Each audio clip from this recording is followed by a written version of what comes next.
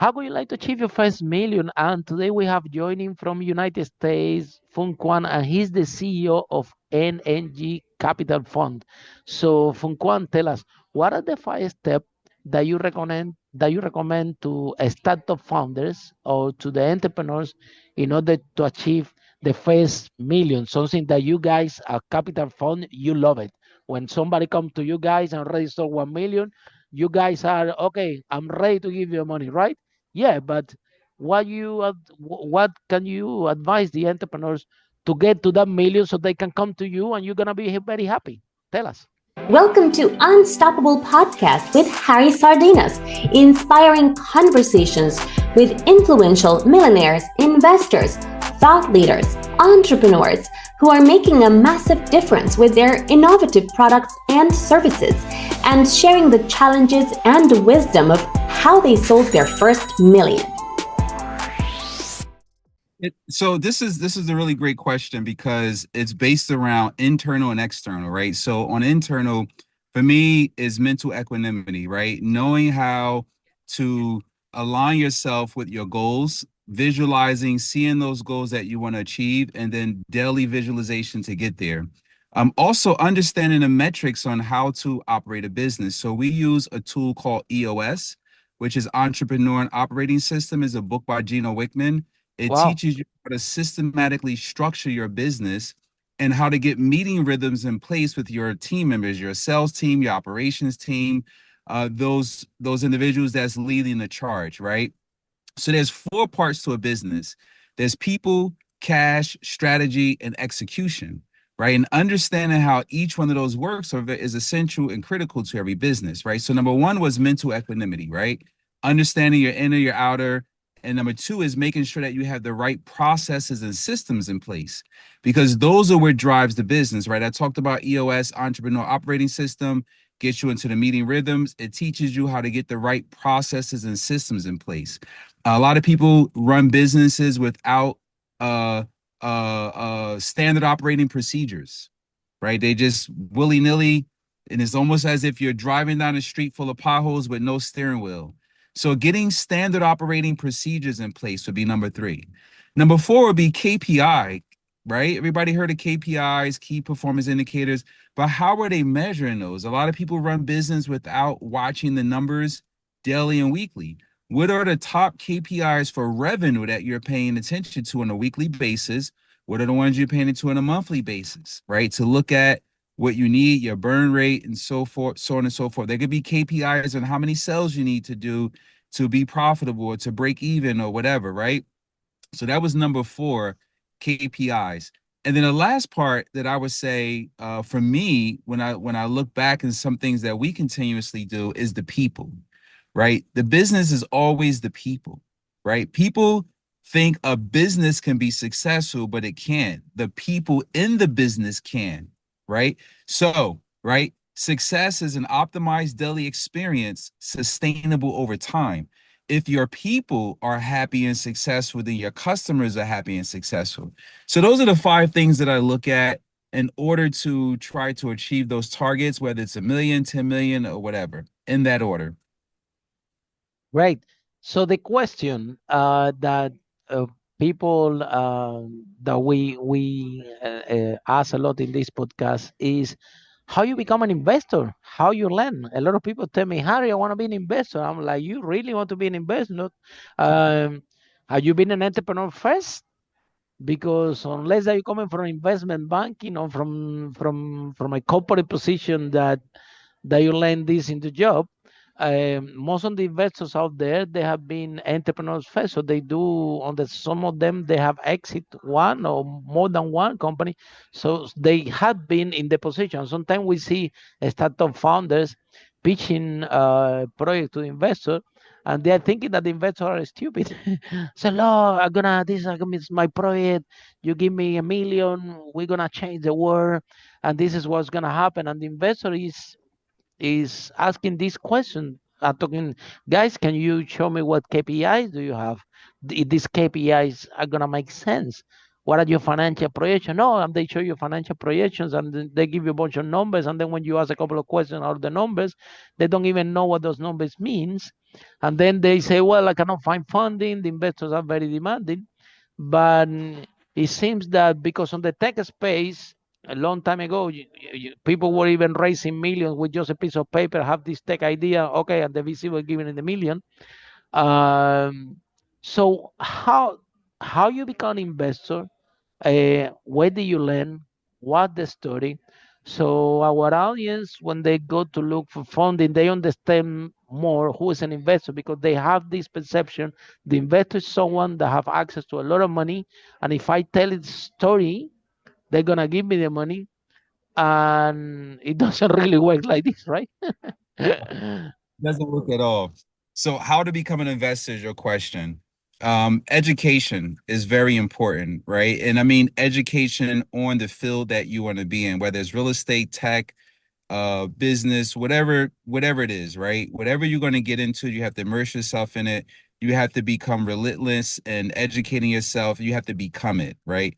Once you understand that, then you have to build a track record. And now I'm on a side where if you're looking for someone to invest into you, meaning you, not the product, right? People, I don't know if I lost you. People invest in you, not the product, right? So if investors know, like, and trust you in that order, they got to know you, they got to like you, they got to trust you. Eventually, they will invest with you once you have a track record. Now, what do you do if you don't have a track record and you're raising money from potential investors for your idea, right? They have to see that you're educated in there, that you have not just projections, that you have a proven concept that this will work. Maybe someone else that you're replicating this idea off of, have the concept and numbers that it will work, right? So you're putting together the business plan and you're showing them how you're going to execute to protect their investment. And lastly, I would say skin in the game.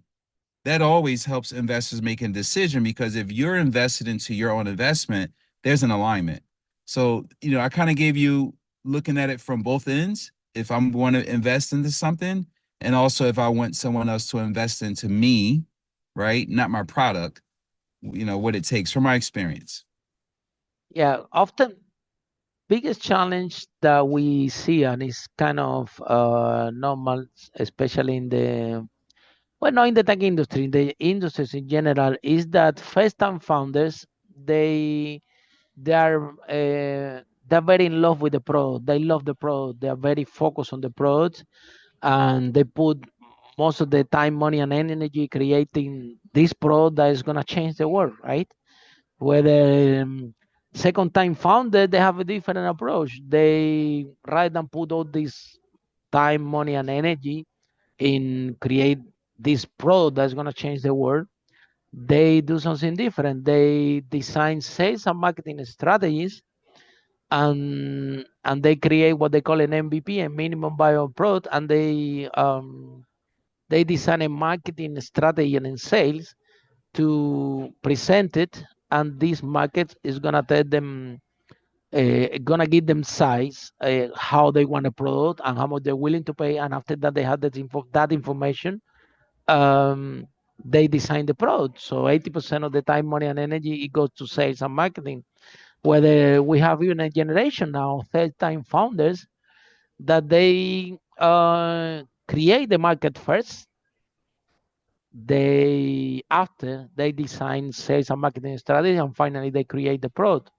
So uh, how a founder, or why do you think that all of us, when we started the first business, and everybody out there when they started the first business, 80% of the people that are doing it the other way around, they started for product first, and after, when they cannot sell it, the company failed. So now the second company, they know that it's not a product, that is sales and marketing. Now they go sales and marketing, but they struggle to beat the market. This company fails again, and now the third one, they finally got it. Oh, let me create the market first, then sales and marketing strategy, and finally a product that I can plug in. So it's easy to raise funds. It's easy to have a track record, exactly what you're looking, track record, proof of traction, right? If they Right. reverse engineering, they're gonna have an easy process. So why do you think that everyone is doing in the other way around? Because it Definitely, it's pretty not much. definitely they're not listening to investors. Definitely they're not listening to you guys, because if they listen to you guys, That's exactly the kind of flow that you need to see in order to release some money. But everybody's doing all the way around. Everybody have the pro, and then they cannot market, and they want to sell it. Then they come to you to give them funding for sales and marketing. This doesn't really work because you're gonna say, guys, you don't know how to sell it. You're gonna use my money to go out and sell it. You crazy? Well, that comes back to education, right? The person don't understand the process in which it works. So be when you want to, everybody has this shiny squirrel, we call it syndrome, where they chasing a bunch of squirrels, right? They see something, they think that's going to make a lot of money, they get involved with it, and then they don't do enough research or education.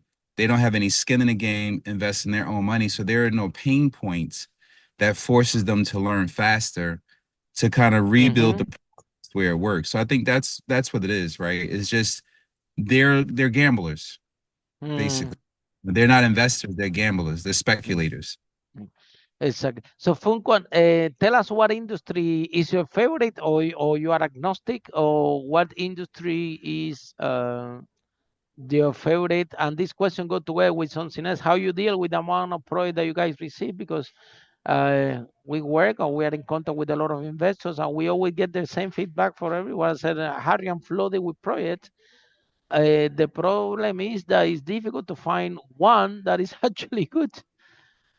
Yes, Uh, real estate is the market that I've been in for the last 26 years. And, I like tangible assets. I like alternative assets, primarily real estate, whether it's rental properties or one of our verticals in our investment fund is luxury spec homes, where we'll buy wow. homes, tear them down, rebuild new construction luxury homes. Will sell for $1 million to $2.5 million. And we also have a portfolio of rentals, multifamily housing, where we provide affordable quality housing for low income people. Oh, So wow. those are the two verticals that are in our investment fund, and it's a diversified strategy that we focus on. So kind of use my 26-year experience, the investors that haven't been that have been investing along on the side with me for the last 26 years, kind of understand, the market, whether it's the macro or micro, what's happening, in real estate. And there's risk that's involved with any investment that you're Absolutely. into. It's about the education. So those are the investments that we're in. And, it always comes back to the four parts of the business, regardless if you're in real estate, tech, or whatever, which is people, strategy, execution, and cash. If you have KPIs around that and you have quarterly goals that are tracked and measured to get to see how well you're performing in those areas, you will have success, which is an optimized daily experience over time. Okay. So What? Yeah.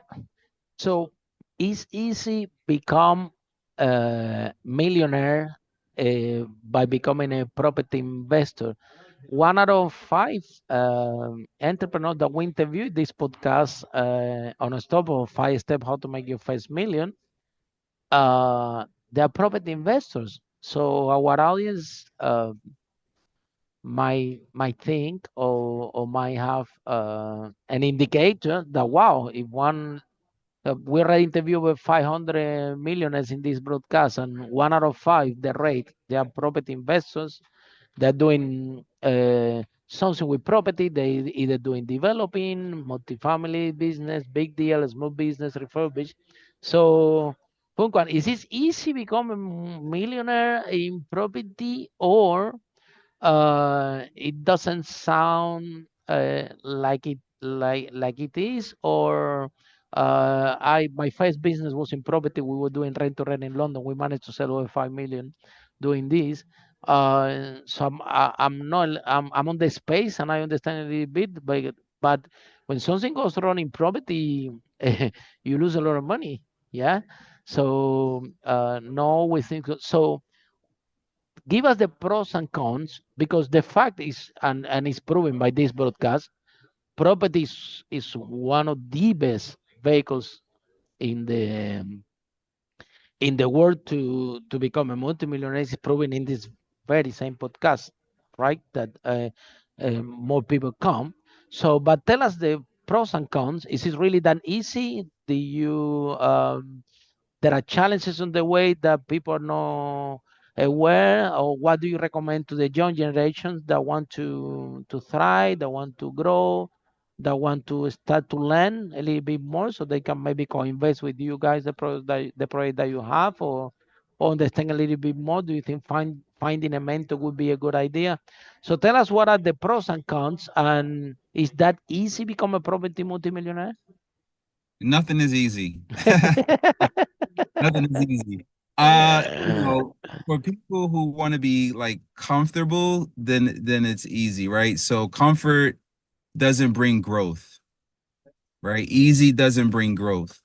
If it was easy, like they say, everybody would be doing it. So you have Mhm, what you call in this space an active investor and you have a passive investor. mhm. It's much easier for a passive investor who educate themselves on that part of the market or that So asset yeah, class. they understand the risks and they understand what they're getting involved, So they're not actively involved, they're passively involved. So it's but at much least they understand what's going on. exactly from an investment standpoint. They're educated, they're knowledgeable, they know the risks. So it's much easier for them. For an active investor, is not easy because they're out in the field on the front line doing the work, Hmm. mitigating And the they're risk. putting the money on the skin first, right? Correct. Skin in the So game, mitigating the risk, you're pushing putting along. your So uh, it's more active for that person, which is not easy. Really nothing is easy. You're gonna get if you are a serious investor, you're gonna have losses. You're gonna have those experiences. You're gonna like how you understand. overcome that challenge.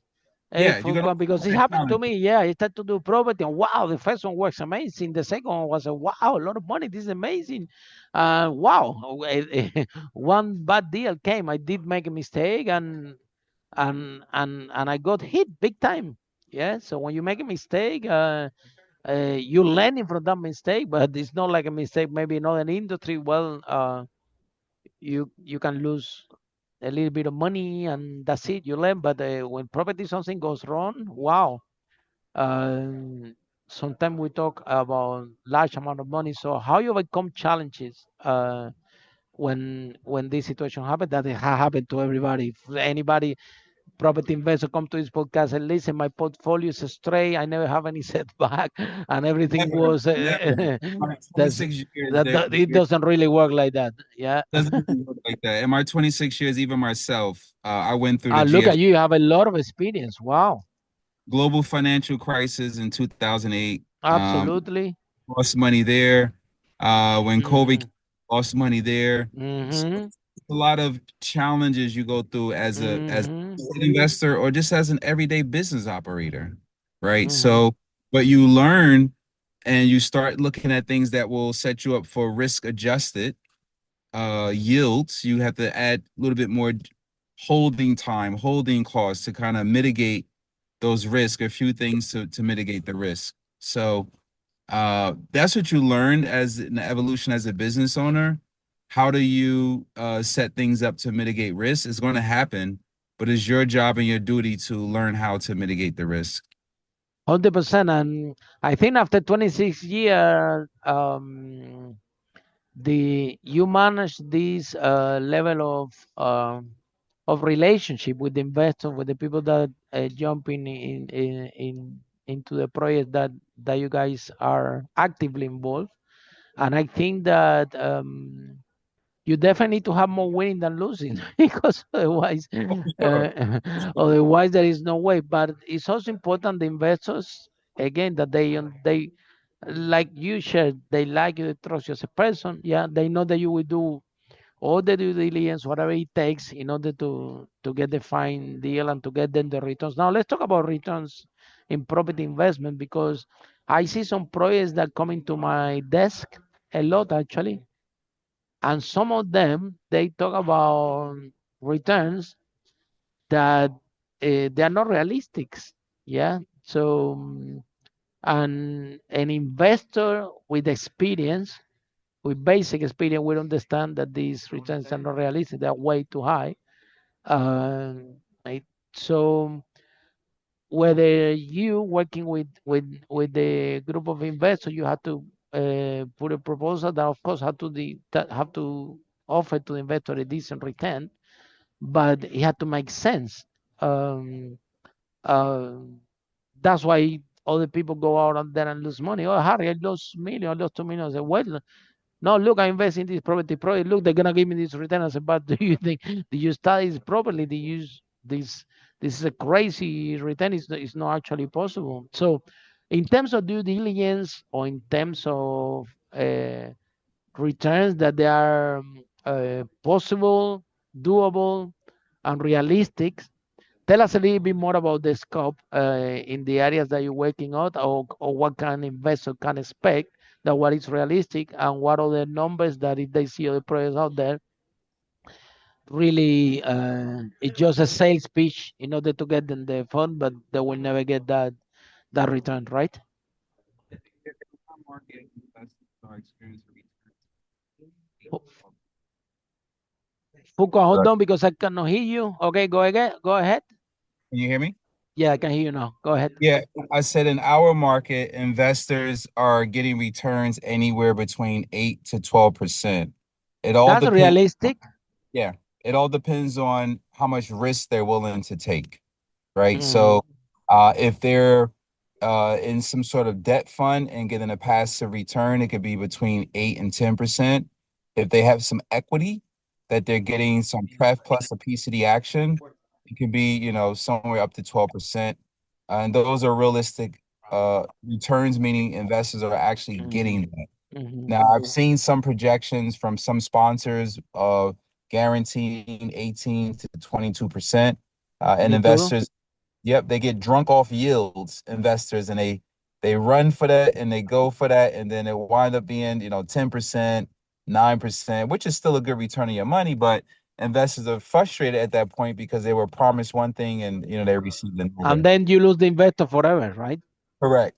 Correct. Mm, Yes. So, that's yeah, why it's important to really give real expectations, under promise and over deliver, as they say. yeah, 100%.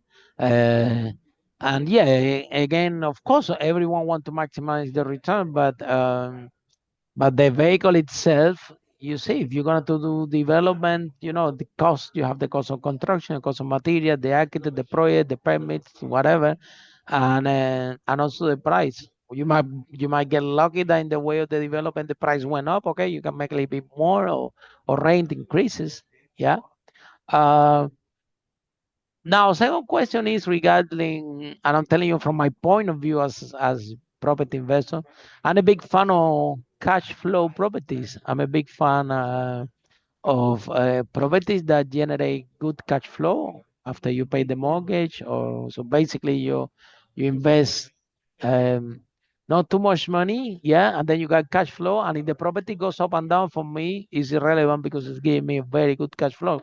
I think we need money every month, right, to buy food, to put petrol to our cars. So if you have 10, 15, 20 properties, they're giving you 2,000, 3,000, $4,000 a month per property.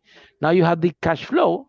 This actually can replace your job, regardless if it is go up on price or not. Other investors, they are they are not like me. They prefer, okay, I want to invest in places that my capital grow faster. So let me buy property that is close to the new development or new infrastructure. So I know that this is going happening here, so I'm gonna buy here, and then after this thing is finished, my property is gonna go up, and I'm gonna will be able to cash out or refinance or whatever. Or there is a mix of both, which is cash flow and capital growth combined. Yeah. So, what type of investor you like to work with, and or what solutions do you have for this different type of investor? Because you're gonna have cash flow people like me, you're gonna have capital growth people like other people that I know. Then you're gonna have a lot of people also in the middle that they want a little bit of both. So how you accommodate your projects, or in the on your pool of investors, what they're more likely to invest of all these options. Yeah, what I usually see, it depends on first their investment goals and really where they Mm-hmm. are where they are in their journey. So I see much younger people who's in their early 30s, looking for equity, all the way up to probably somewhere early 50s, and then it transitioned to income, right? So they first you're looking for growth where they can make those Mm-hmm. high returns or have a Mm-hmm. equity. And then as they get older, they're looking for things that can bring in those monthly payments. So they go from growth to income. And then there's some people that know how to diversify the portfolio to have a little bit of both, right? So Mm-hmm. they get closer to retirement, I see more of my investors are looking more for income Mm-hmm. versus they don't want to play the growth game anymore. They want to just make sure they got income to cover those expenses. They're retiring, they're cashing out their They 401k. want to travel, they want to go on holiday, right? Yep. So they're just looking for steady income checks that's coming in. So you have all types of vehicles. We're at NNG Capital Fund. What we do is we have a debt fund for those investors to get those regular monthly coupon payments. So it all just depends on where they are in their Tell investment us journey. about this fund a little bit more, how it works. Yeah, so NNG Capital Fund, we have a mezzanine debt fund, which is an opportunity for investors to invest alongside of us in projects that we have, whether it's a multifamily project or it's a ground up construction project. They get monthly distributions, and also they get That's very good. yeah, it's a 3-year term. So again, what we do is we have three different classes in the fund. Investors can make 13%, 12%, or 10%, but the structure is a 6% pref, meaning they're going to get for the first 3 years 6% annually, monthly payments, and at the end of the term they get their kicker to make it the 13, 12, or 10%. So if they got 6% annually at the end of the 3 years, they'll get the accumulation of the 7% that they were supposed to get each year. It's like a coupon payment. So, but it's deferred until the end. That way, that give us capital cheaper to be able to use, put into action, where it's not a chokehold against us with a bunch of high debt. And then at the end, the investor get rewarded. So maybe we will refinance something or we'll sell off the asset to cash the investor out. But one of the things that we do early on is we kind of get to know the investor to understand what their goals are because our investment vehicle may not be in alignment with Mm-hmm. what their goals are. So, Mm-hmm. and we also like to make sure that the investors are not just drunk off yields, how much they can make. We want to make sure that they are looking to make an impact with their dollars also because we Mm-hmm. invest in a lot of low income areas, affordable, 100%. we want to make sure that it's purposeful capitalism, if you will. And They there's a make lot of impact investors. I came correct. across those ones in United Kingdom a lot. Yeah. So investors that they actually they just want to put the dollars or the pound in projects that actually benefit the community. And so we're going into the areas of social responsibility, right? They want to invest in projects that not only can give the money, they're even more inclined to what is the impact and what is going to be the social responsibility or how good it's doing for the community. So tell us a little bit more about these new type of investors that I'm calling impact investors, that they love projects like you describing, like you see if you're developing for low income families and affordable homes and everything. Maybe a new spectrum of investors are coming that they're more they want to know first what will be the impact in the community, and after the second they want to see about the returns and what will be the return that they're gonna get. And of course, we have to fulfill with them because this is what is important. So, how do you see social responsibility in real estate, where we have so much challenges? I mean, as you know, property prices always finally ending up going up, divide that they can have cycles, yeah, and more properties are getting more expensive to build, more expensive to, and they have the market price, and then you have on the other side the low income that they cannot even afford to buy a house. They cannot even afford the rent. Sometimes they need support from the government, and and then you guys have to develop a place for them to live, and budget is tight, right? Because there is not so much fun available for this type of project, like for a luxury um, development in Miami. Now they're building here in Miami. In Miami, um, the Mercedes-Benz Towers and the Dolce & Gabbana, and we're talking about luxury projects that they are amazing, right? And compare with the type of development that you're doing that in that area with this helping out solving a social problem, which is accommodation, because we all need decent place to live. So how you see the scope, the returns, the business opportunity, how profit and social responsibility um, goes together? Do the old investors need more education as well, and trying to rather than get a GL a hunger like you said is look more about the impact that the dollars are doing, and to see how many people they can help with investment. So how you see the landscape, because this is movements that more and more are growing. Yeah, I'm aware of it. I do a lot of work with them. So how tell us a little bit more how you see the scenario, the private investor versus social responsibility investors, and if you see any growth or any or more interested in social responsibility or impact investor rather than before. Yeah, so I want to back up by saying that when you have a project and you're looking to raise capital, first you have to choose who's your avatar, right? So if you want to attract those type of investors that are impact investors, all of your marketing, all of the places where you're going should be a room full of these people, right? You don't want to spend time trying to convince people who are um, just after the yield.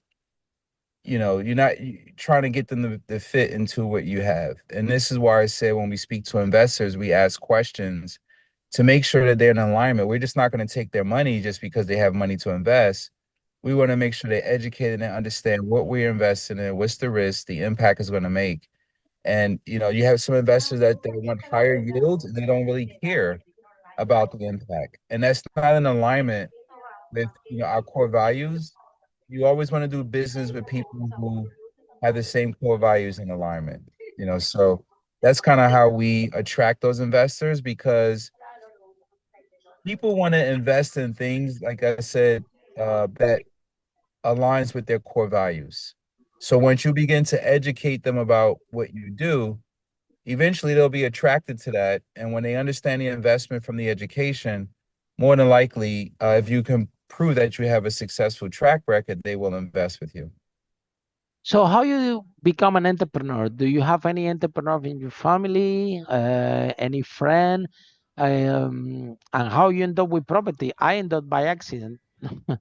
Yeah, I just want to save some money for my rent. I was getting paid in London 5.75 per hour. It was very little money, and when I saw my statement, I'm saying, "Wow, rent is 60-70% of them my salary. So if I solve this problem, that will solve all my problems. I will actually we have money every month, and covered by accident, and I become a property entrepreneur. So what's your story? How you end up becoming an entrepreneur and property entrepreneur?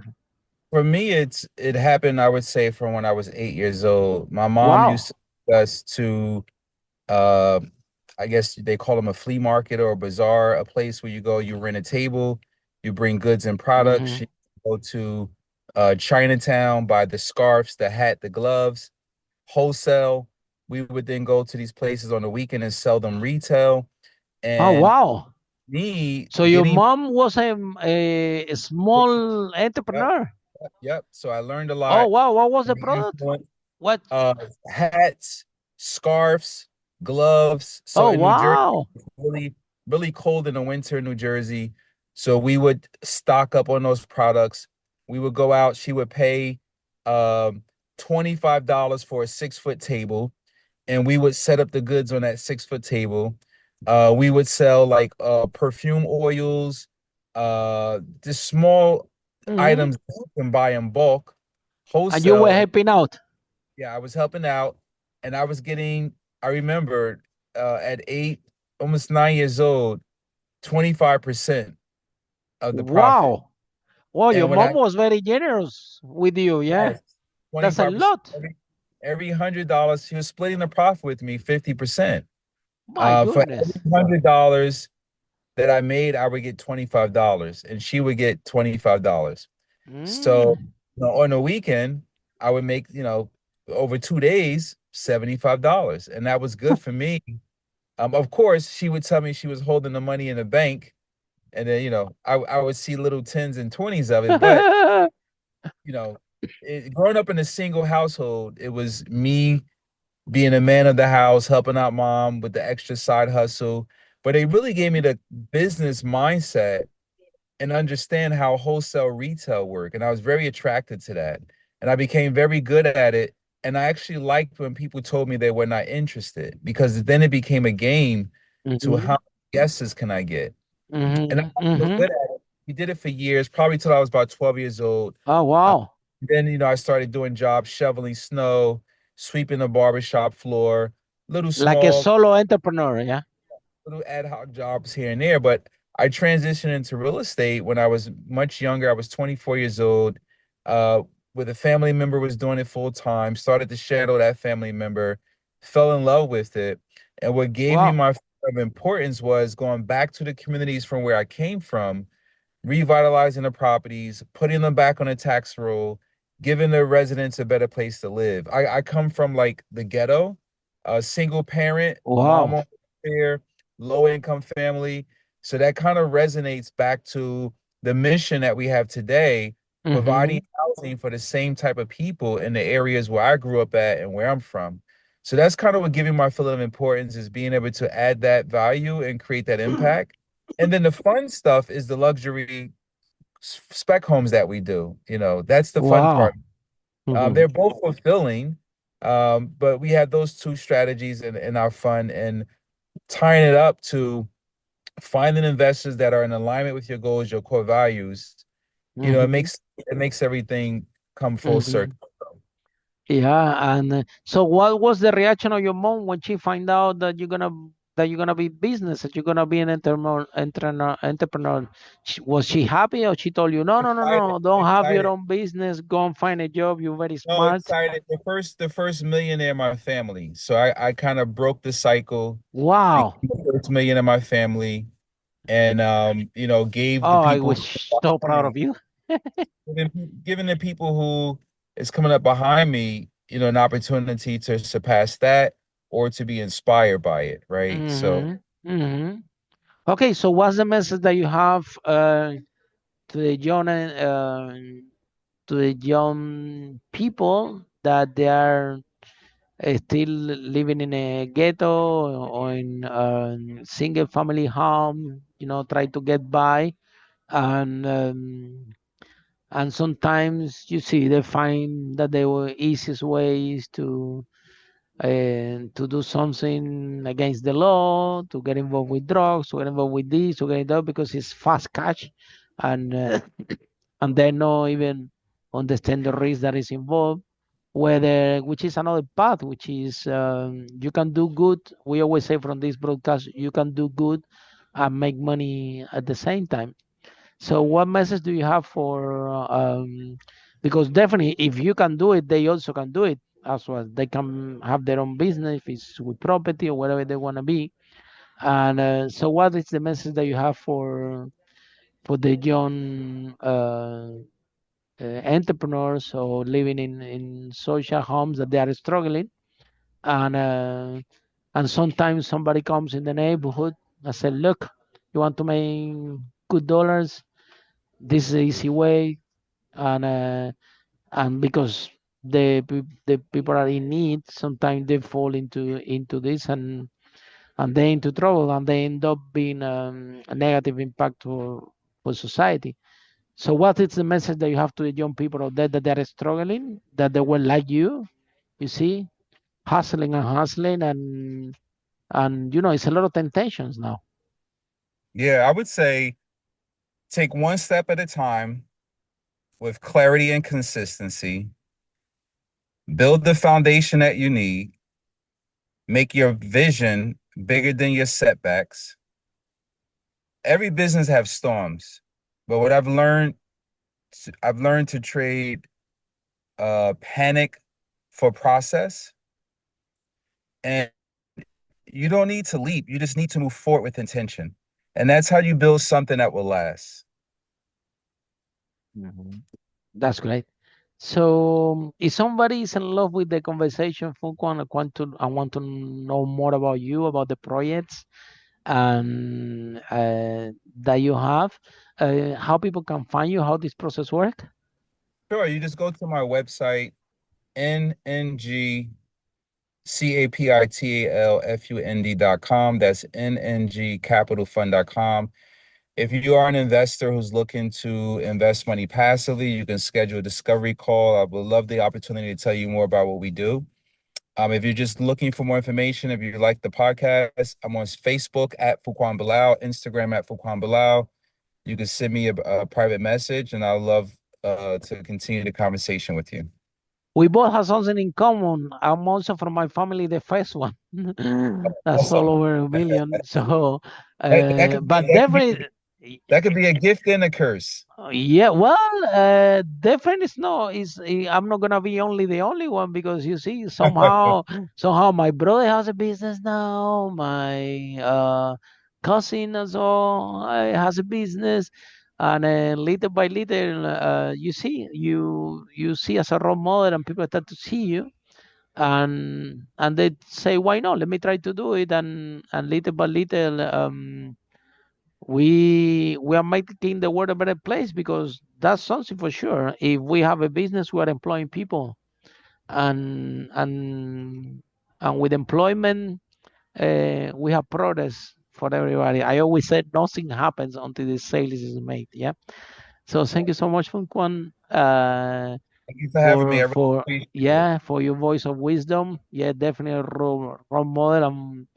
I'm very impressed. I'm very proud of you, what you have done. Yeah. And we support you 100% from this broadcast because we believe what you believe. We believe that we can do good and we can make money at the same time. But on the other hand, if we have a investor that they want biggest returns, okay, you can allocate these luxury projects that they are prepared for them. But not everybody is the same. Some people want the dollars more only social responsibility. Some people um, they are mixed, and our job, our role as an entrepreneur, uh, is serve our clients. Yeah, I your mom is really happy. Yeah, I can tell. Yeah, my mom still doesn't understand what I do after 18 years. Yeah, so she knows that I'm doing business, that I'm doing this and everything, but she still doesn't get it. Always she's telling me, why you don't find a job? You know, they pay you. And you see, you need to travel, you need to do this, you need to that. So she's telling me, yeah. And with this podcast, she's always telling me, do you make money with this? I said, Mom, we don't do this to make money. I said, well, I just don't get it. So anyway, little by little, we start the entrepreneurship vibe, so the economy can grow. So thank you so much, and for all of you following the broadcast on Stop. I'll see you in our next episode, where brave entrepreneur like Funquan break the wall, achieve the first million, and more important is making money and do it good. Something that you should consider if you're gonna go in business in any area. Bye for now. Follow us for more interviews with world's most influential, audacious entrepreneurs that overcame challenges and adversity, providing you with the blueprint of how they sold their first million so you can grow your business exponentially.